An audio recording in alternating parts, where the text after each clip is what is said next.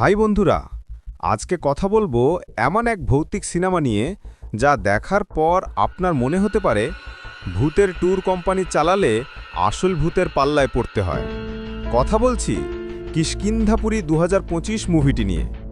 এটি কি আমাদের ভয় দেখাতে পেরেছে নাকি কেবলই বোকা বানিয়েছে? চলুন জেনে নেওয়া যাক। আমাদের গল্পের হিরো রাঘব এবং হিরোইন মিথিলি, তারা ভালোবাসার পাশাপাশি একটি অদ্ভুত ব্যবসা চালান, হোস্ট ওয়াকিং ট্যুর। সহজ কথায় ভুয়া ভূতের ভয় দেখিয়ে মানুষকে বোকা বানিয়ে পয়সা কামানো।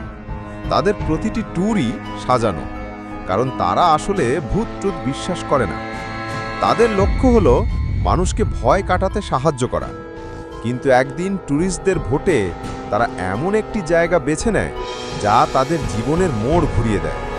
জায়গাটি হলো শহরের উপকণ্ঠে থাকা অভিশাপগ্রস্ত সুবর্ণ মায়া রেডিও স্টেশন। রাঘব প্রথমে ভাবে এটাও তাদের অন্য ট্যুরগুলোর মতোই সহজ হবে, কিন্তু রেডিও স্টেশনের তালা ভাঙা মাত্রই পরিবেশ বদলে যায়। একদল ট্যুরিস্টের সাথে রাঘব যখন স্টেশনটির ভেতরে ঢোকে, তখন তারা অনিচ্ছাকৃতভাবে একটি ভয়ঙ্কর আত্মাকে জাগিয়ে তোলে।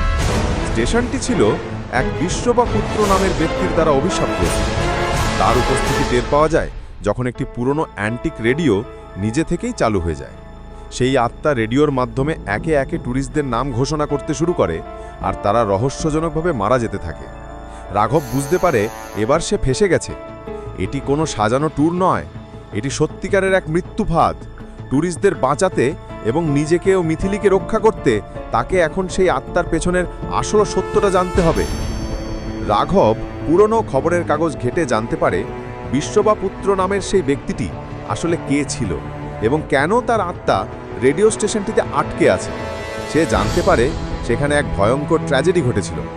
গল্পের মাঝখানে আসে দারুণ কিছু টুইস্ট। রাঘব শেষমেশ সরাসরি সেই আত্মার মুখোমুখি হয়। সে সেই আত্মাকে ব্যঙ্গ করে, তাকে দুর্বল প্রমাণ করার চেষ্টা করে। আত্মাটি আরও ক্ষুব্ধ হয়ে রাঘবকে তার পরবর্তী লক্ষ্য হিসেবে ঘোষণা করে। শেষ পর্যন্ত রাঘব কিভাবে সেই আত্মার ক্রোধ থেকে বাঁচে? সে কি পারবে সুবর্ণ মায়া রেডিও স্টেশনের অভিশাপ দূর করতে? এই প্রশ্নের উত্তর জানতে মুভিটি আপনাকে দেখতে হবে। কিন্তু মনে রাখবেন, এটি এমন এক হরর থ্রিলার যা আপনাকে দেখাবে যখন আপনি ভুয়া ভূতের ব্যবসা করবেন, তখন আসল ভূত কিন্তু আপনার পিছু ছাড়বে না। মুভিটি কেমন লেগেছে? আপনার মতামত কি? কমেন্টে জানান।